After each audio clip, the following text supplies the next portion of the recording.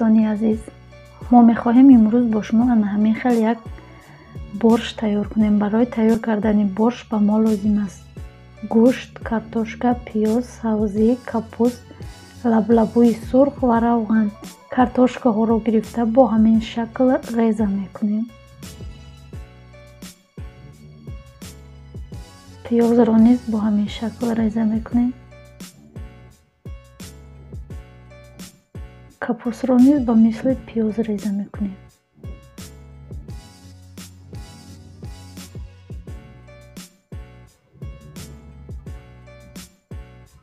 و سبزی ها رو باشد از ترب تراشک از دندانه های کلانش میگذارانیم. لبلبوی سرخ را نیز از همان دندانه میگذارانیم.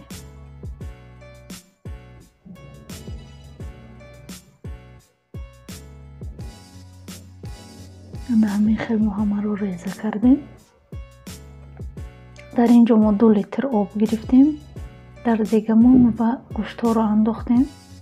با مدت 35-40 دقیقه جوشید. پس اون ما نمک و پریپرا انداخته بعد از آن کارتوشکا را انداختیم. با مدت 8 دقیقه جوشید.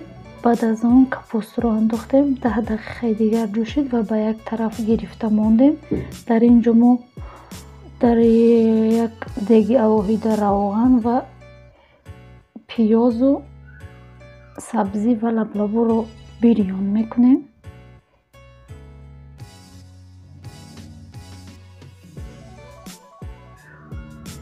وقتی که بریان کرده شده ما آن رو به دیگ اولمون همراه میکنیم و نغزک یک جای میکنیم و میگذاریم تا 5-8 دقیقه دیگر بجوشد در آتش بلند.